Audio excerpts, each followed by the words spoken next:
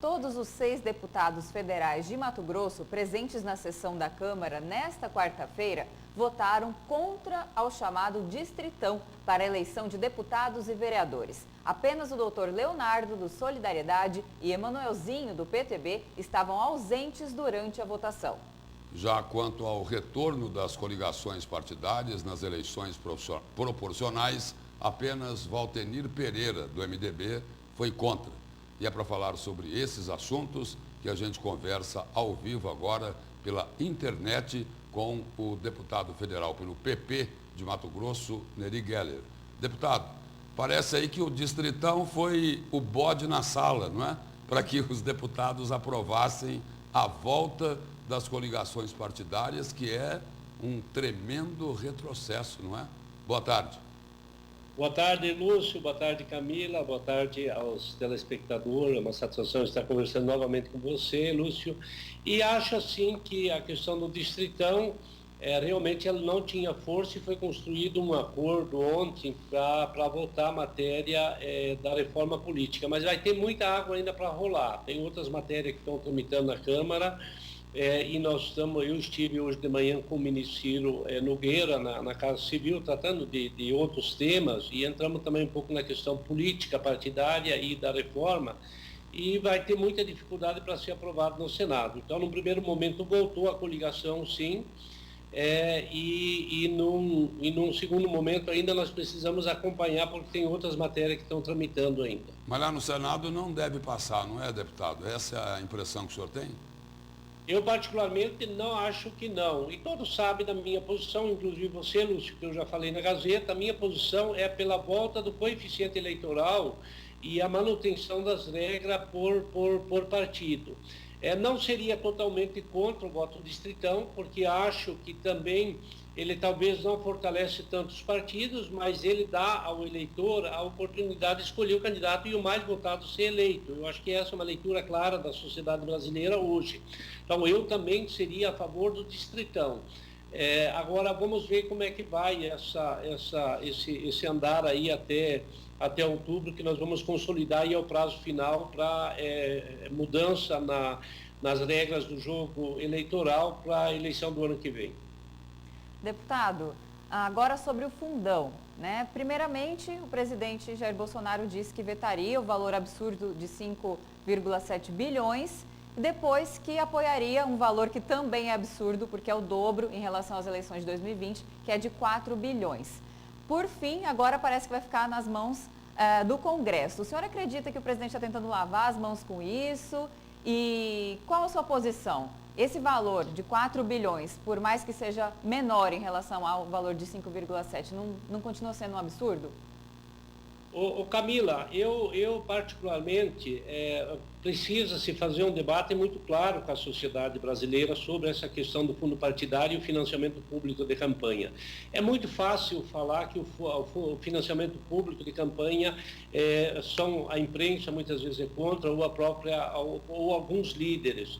Agora, o fundo partidário, o financiamento público de campanha é muito melhor do que fazer caixa 2, ou então não dar as condições igualitárias para, por exemplo, o presidente de bairro disputar a eleição com condições mínimas.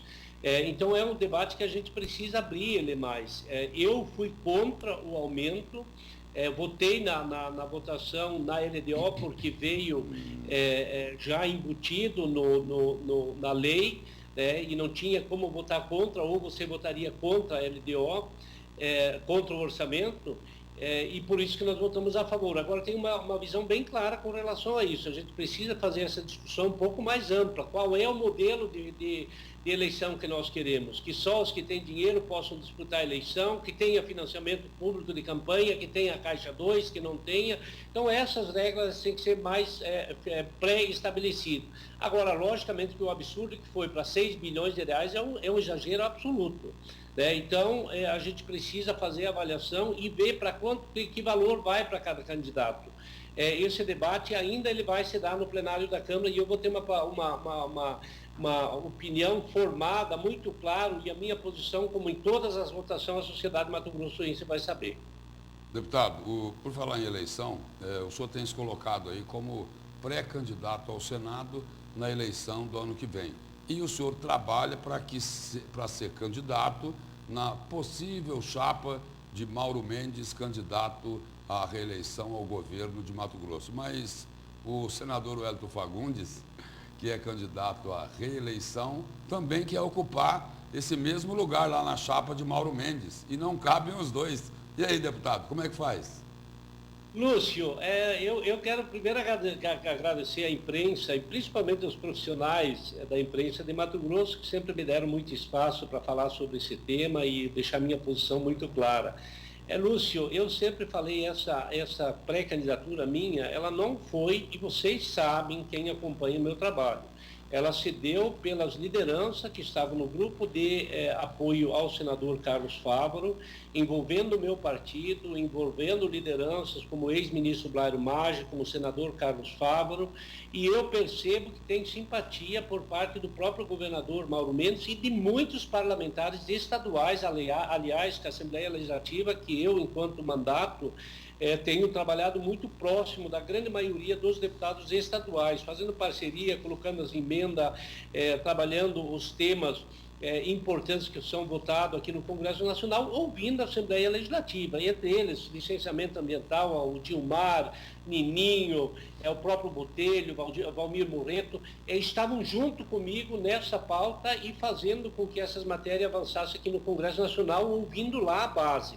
Então tem a simpatia de muitas pessoas. Eu sempre deixei muito claro que quando o partido fechou questão, quando fui chamado por algumas lideranças, eu deixei no meu radar, sim, a possibilidade de uma candidatura. Agora, essa minha candidatura, ela não vai se sobrepor ao exercício do meu mandato. Eu vou trabalhar firme para fazer o meu mandato. E por isso a minha relação muito boa com o senador Jaime Campos, com o senador Wellington Fagundes, com Carlos Fávaro, com toda a bancada federal, inclusive com Medeiros. E se Deus assim quiser, o nosso grupo fechar e eu tiver viabilidade, vou disputar a eleição no ano que vem. Mas eu vou dizer isso no ano que vem. Eu não sei por que coloca assim que eu quero ser... estou disputando para ser na chapa do Mauro. Eu acho que para mim estar numa chapa de qualquer candidato a governo, primeiro tem que ter empatia e tem que ter lealdade. Eu sempre tive isso com o governador Mauro Mendes e vocês são testemunha disso. Agora, se vai ser lá, ainda tem que ver se realmente o governador Mauro Mendes vai ser candidato no ano que vem, se o grupo vai consolidar um apoio passando por MDB e por outras lideranças. Então, vou deixar essa discussão até ano que vem e muito tranquilo. Estou muito bem posicionado, defendi o governador Mauro Mendes e o seu governo desde o primeiro dia, quando ele era vaiado pela sociedade. Hoje ele está sendo aplaudido, então é legítimo que dentro do trabalho que nós fizemos em apoio ao governo do estado de Mato Grosso, eu possa vir sim discutir uma candidatura na chapa do governador Mauro Mendes, em ele confirmando a candidatura. Agora eu vou deixar isso para o ano que vem. Deputado, última pergunta para encerrar a entrevista. O presidente Jair Bolsonaro atualmente está sem partido. Há uma articulação para que ele se filie ao PP, Progressistas, partido ao qual o senhor pertence? Muito claro também, a minha atuação com relação ao governo federal também é muito claro com posicionamento, não com conversa fiada. Né? E nós, hoje, o Partido Progressista tem a liderança do governo na Câmara, através do ex-ministro Ricardo Barros, muito próximo de mim. Vocês acompanharam a eleição do deputado Arthur Lira para a presidência da Câmara, foi muito forte, também articulado por nós. Eu participei efetivamente para ter um presidente da Câmara mais alinhado com o governo. As pautas, depois que o Arthur assumiu, avançaram muito, as pautas proativas de interesse do governo avançaram e muitos, aí a autonomia do Banco Central, agora estamos discutindo reforma tributária, e está avançando alinhado com a equipe econômica. E agora a posse na Casa Civil do ministério mais importante do governo brasileiro, que é a Casa Civil, pelo nosso presidente Ciro Nogueira. E o presidente está sem partido. Conversei hoje de manhã com o ministro Ciro Nogueira, e nós falamos de vários assuntos de infraestrutura, principalmente para o estado de Mato Grosso. Nós falamos também um pouco de política. Existe sim essa possibilidade real do presidente da República vir para o Partido Progressista. Deputado, obrigado pelas suas informações aqui no Jornal do Meio-Dia. Obrigada. Obrigado, Lúcio. Obrigado, Camila. E boa tarde a todos.